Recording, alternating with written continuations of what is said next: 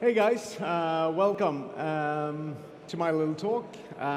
We did this demo a couple of weeks ago for Black Hat, the Normal Security Conference. This day's talk is going to be a bit more Web3 focused.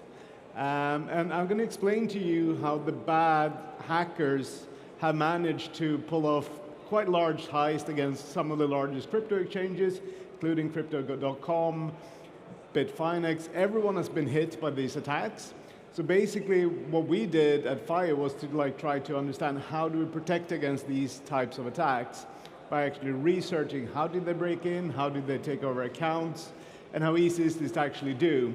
So you, from a builder perspective, can actually protect against these attacks, which are happening a lot lately.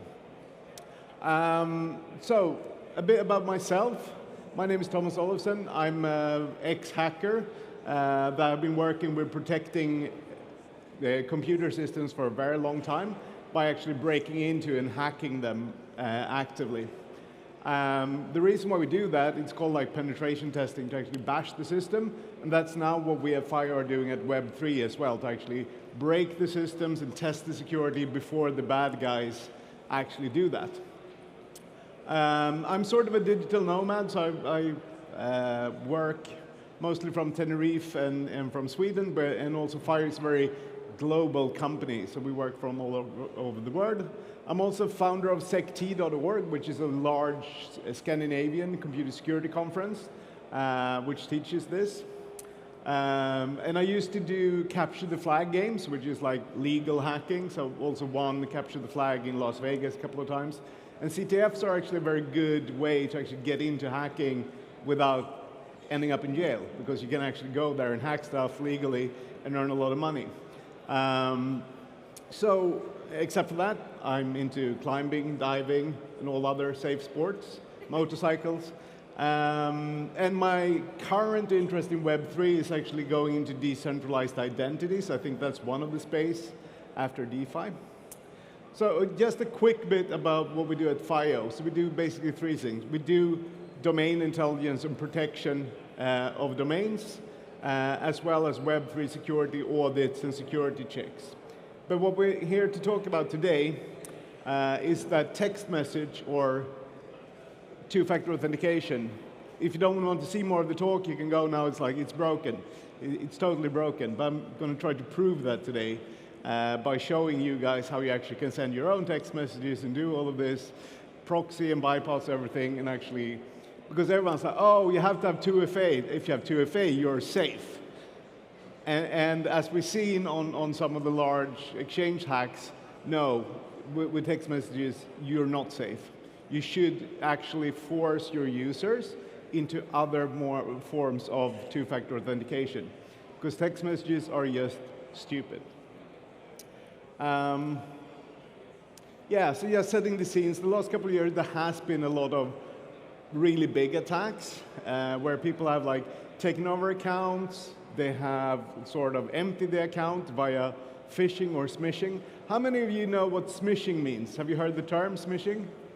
Okay, smishing. How many of you have got an unsolicited text message to your phone during the last couple of days, which you didn't receive? Oh yeah, most people have, because there's been an increase of 700% over the last year in what's called smishing. And that is like phishing links, but via SMS. And the reason for this, it's super effective.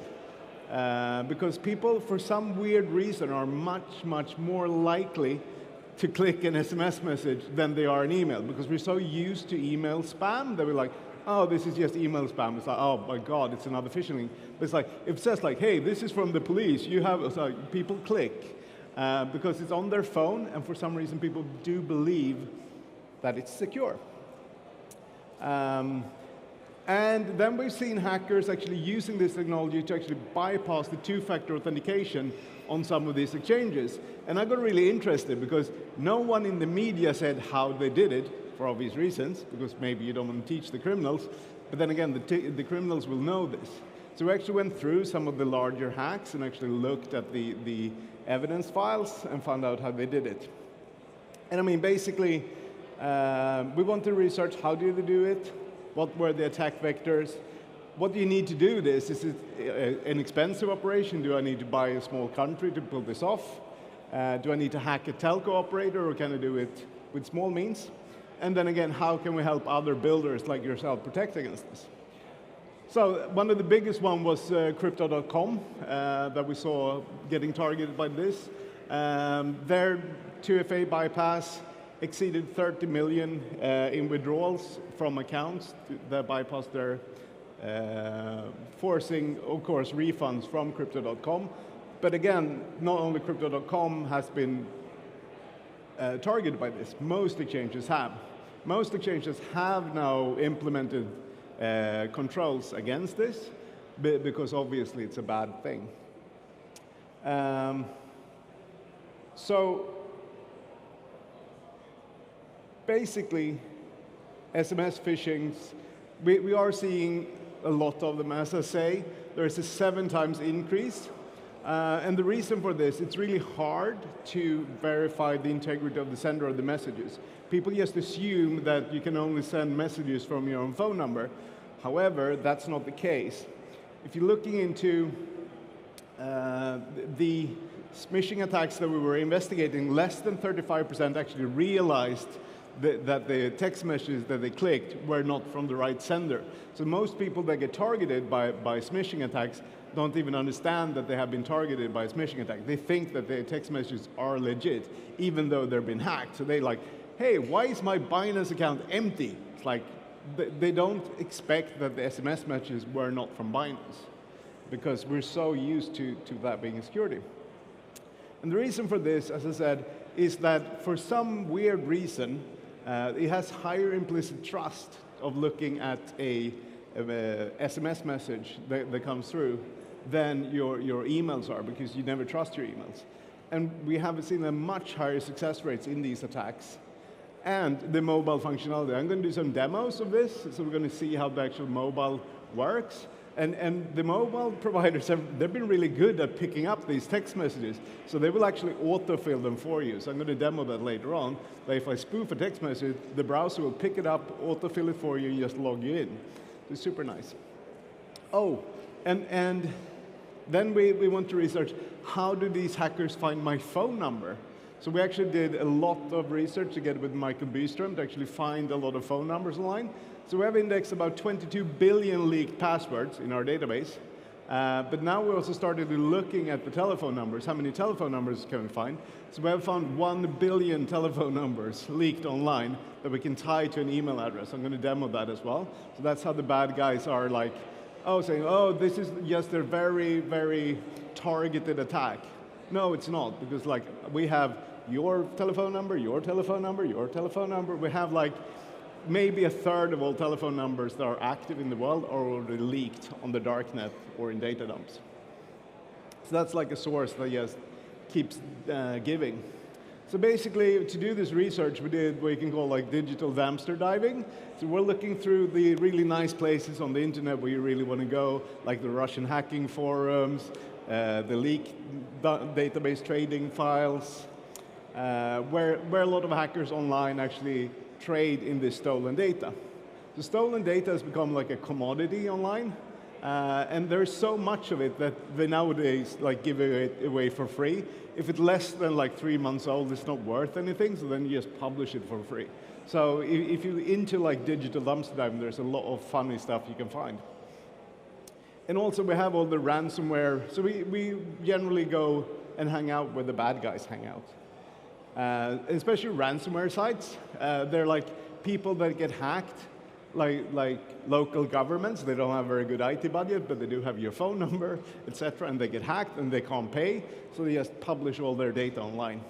So we went there and scooped it up, breach forums, and also there is like a new thing called like sales conference. Have you seen these mails like, hi, do you want to buy the attendee list of the Breakpoint conference? I mean, there's all of these lists that you can just buy. I have no idea how they get the data, but we did buy them. Some of them are accurate, and some of them contains phone numbers. So it's like, and if you collect this, if you're a threat actor that want to hack the crypto community, having the Breakpoint attendee list with phone numbers would be a great way to actually bypass people to FA. So there is actually these dump sites. They look like this, and they have like all of these dumps just free for download. Anyone can register here. Just go in. There's darknet sites, but there's also on the normal internet. And these in the green there is how many leaked credentials they have. So it's like 800,000, 700 million. It's like, it's quite large numbers of leaked credentials they're just running around. So we index, as I said, 24 billion of them with about 1 billion telephone numbers. And this is just for Clop Leaks is one of the ransomware groups. These are the data that's currently published now on their darknet site. So we see like, yeah, we see a lot of .com names. And there's also a lot of crypto sites that are getting hacked, that's not public, that are just published on these sites with usernames and phone numbers. So that's interesting. So one of the biggest things when we index this, Facebook.com was a good give. They got hacked and they leaked 509 million, which we could extract 139 million phone numbers from Facebook. Verifications.io, 68 million. US extended cell phone feeds, 90 million phone numbers that we can tie to email addresses. People Data Labs, LinkedIn, and then we have like Breakpoint where we found 16,000 phone numbers. So I mean, these are the sources that we're looking for when building this database. So basically, all your numbers belong to us. So I am going to do a demo of this. As you see, we're coming into the demo space now.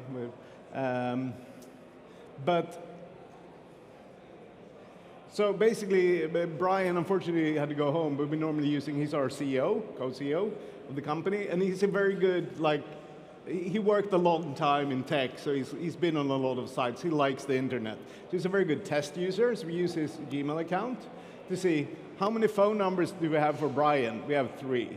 And this is just also for GDPR perspective on user Brian because I have his permission to use him. But this is how much data we have on people, and this is how quickly it is to get his phone number. So you could also do, if you want to search for Brian, you can also search for his phone number and see what other email addresses he has tied to that phone number. So you can do search phone number, P. Then we see, we can do another phone number. Let's take this one. Or was that the one I did? Yeah. So I'm going to search for this one. And there you see, he has a lot of other accounts like Adam Gale. So we can actually tie people with multiple email addresses to one phone number. So why don't we send Brian a text message now, because I know he's back in the US and probably wouldn't mind. So, boom, now we sent Brian a text message saying basically the same thing as this one does. It's like, Google, suspicious account activity on your account, please verify your account, etc. And obviously, this doesn't go to, this goes to a site that we have set up which proxies Google. And we can log in here with Breakpoint. And I hope I cleared the cache. So I'm going to log in. And as you see, this looks really good. And this is not Google's site. This is what we have, a proxy site. So what's happened in the background here, if you look in the other tab, we actually logged in with two-factor authentication and hijacked all the login data, including the 2FA password, which were sent and auto-filled by the browser. The reason why we logged in now directly is did this, so I have to clear the cache for this to work because I already had a logged in session, which it did just behind. But it will auto-fill the 2FA password along with the session cookies and actually send it to the attacker. And this is the only thing you see being targeted by this. If you click the SMS, it's like unable to sign in. You signed in, you're unable to sign in, and the hacker has your 2FA password as long as your session cookies and keys take over your session from any browser. And that's like, that's how easy the attacks are. So basically, they're made up by 1, spoofed SMS messages, proxy servers that automatically does a man-in-the-middle attack between the targeted site and I have too many screens. There we go.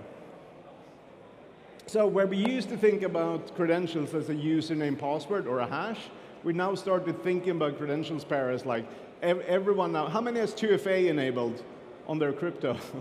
Yeah. So today we need to start thinking about credentials and leaked credentials being username, password, and telephone number.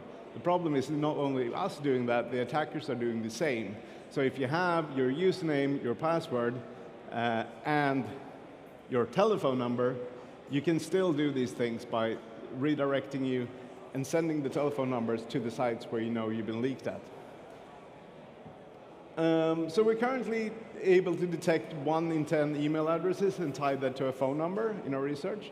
Yeah, when we did the slides, we had 500 million, we now have 1 billion telephone numbers indexed. But yeah, if we can do this, so can the bad guys. And I mean, this is a thing that is leading to losses. Crypto.com says we have a small number of users reporting suspicious activity on their account. They lost 34 million from 436 accounts. It's not, I wish I could say that that was a small number in my budget, but OpenSea this has happened to multiple times as well, of course. Phishing and smishing in conjunction with NFTs has been rife, especially before the NFT tanked. We saw a lot of attacks against OpenSea. And where you have a fake sites, and we're also tracking like when they register, because they register very similar domains. So you have like OpenE and OpenSeas, and you have like so many like sites that are really similar that these smishing attacks are tied to. So they have the phone numbers. You go to OpenSea.ia instead of IE, etc., or IO, and then they steal your two-factor tokens. They steal everything, and all your NFTs are gone. And actually, in the funny thing that with this attack against OpenSea, they actually sent out a SMS and a mail to everyone saying, "Hey, we have a new contract address." The guys copied that email. It looked exactly, the SMS messages were exactly the same, and they did a copy of the contract, just pointed it to their own address. So everyone that went in and connected their wallet against the new OpenSea contract did so to the attacker. So all the NFTs belongs to us. So they just basically came in and wiped everyone by a smishing campaign. And then after, when we wrote these slides, this happened as well. So the most popular ways of doing this, there's two things when looking at all these big attacks. The most popular way is the reset password is not working as intended. So a lot of the times, if we have looked at Coinbase attack, it was actually that you go in, you reset your password, and then you could bypass 2FA because people wasn't good enough at penetration testing the site. So there were ways with like these security questions as well, they could do a password reset without actually having the 2FA code, even though you had 2FA enabled. That's obviously been fixed. So the account recovery process, change of phone numbers, and then again, SMS injection into an already existing login. So let's say you log in to buy, you first say to people like, hey, click this SMS and log into the site. Then you actually send them an SMS login, and they will get the SMS and send it to you via one of these like proxy man in the middle that I'll just demonstrate on Google. Actually, I had the permission from Google to present that on Google. I don't have the permission to prove it on any of I can't do a fake crypto exchange site because they won't let me, but Google actually let me demonstrate on Google. So this works regardless of the site and the protections. We come into protection. And yeah, as I showed you, smishing and phishing proxies against real site, saving the session cookies and the 2FA codes. And then we have had SIM jacking, cloning, porting. In the US, it's easier than in Europe. You can basically just call people and say, hey, I would like to sign up for a new, if I know that you have a lot of crypto, and I know your phone number, I can just say, hey, I'm currently on XYZ. I love to go to T-Mobile. this is my number, can you port it? And I'll pay. And so we have seen a lot of instances where you actually port over the real users, especially like high stakeholders have had their numbers hijacked by people social engineering themselves and doing what is called like SIM jacking. So someone takes over your SIM card by saying that I love to buy this T-Mobile plan. And the salespeople there, they shouldn't really do it, but they really want the sale, so they actually port over your number to your new line. And then you can bypass 2FA.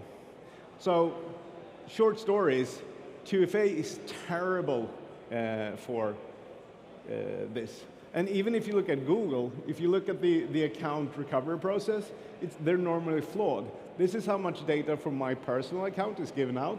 It's like, oh, he has another email address which is this.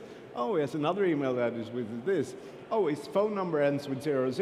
So just by initiating a password reset, forgot phone number, for any account, I can also tie them to the other phone numbers that we have in our database and verify them through the account recovery processes. So yeah, a short history of SMS. It was actually designed in 1985. That's not a new technology. And there was some data left between the voice packets in GSM, which they decided that maybe we can do short messages here. So basically, the first message that was sent was Merry Christmas, and that's probably what it was intended for, to like send short messages, not to have it as a security function. There's no sender verification whatsoever. There's no check from which number it comes on the network. So if you get access to the network, you can do that two ways. You can either have a phone and send it from via the cable. You can use any phone, more or less. Or you can use gateway providers. There's a lot of SMS gateway providers that you can get access to. So it is technically as legal to setting your phone number to Santa Claus. So I'm going to try to show you how to send some text messages. Let me see. So let's say I want to send an SMS message to my phone. I prepared some here. So let's say I want to send a text message from Google. Let's see if this works. Let's hope it works. It's always fun when it works. So that was Brian's. So let's say here. Normally it's much. So let's say Binance. I want to spoof Binance because that's fun. Yeah. And here we go, Binance. Your account has been blocked. And this is, of course, the funny thing is this shows up, as you can see, I do have Binance. And this shows up in my real Binance like log of messages, including my 2FA, real 2FA codes that actually come from Binance. So it's very hard as an end user to see that this is fake. Okay, now the domain that I've done is like demo.smishmash.net, and smishmash is what we're calling this technique. So of course this is going to be fake, but still it's very hard for you as a user to actually see that this is not from Binance, that this is actually from a fake account. And boom, if you go there and actually log in to, I have another one which is called like crypto something, which actually points right.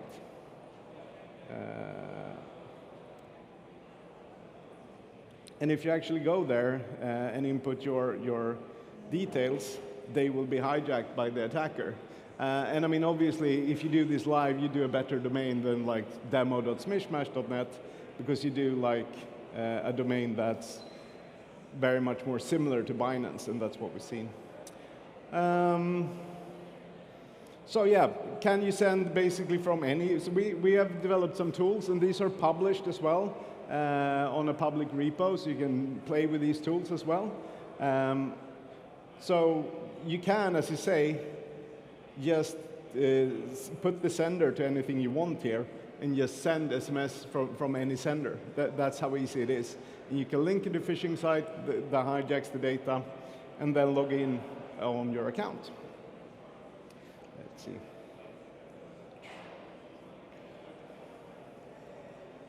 So, and then it's like when we're looking at this, if the guys that are doing this professionally, they don't use like just one phone that I'm using. There is a lot of fun stuff you can buy from China. We hadn't had time to order, but there is like $160. You see what that is? It's a lot of cables that you plug into a lot of SIM cards. You can automate this and just run it doing like on a professional scale.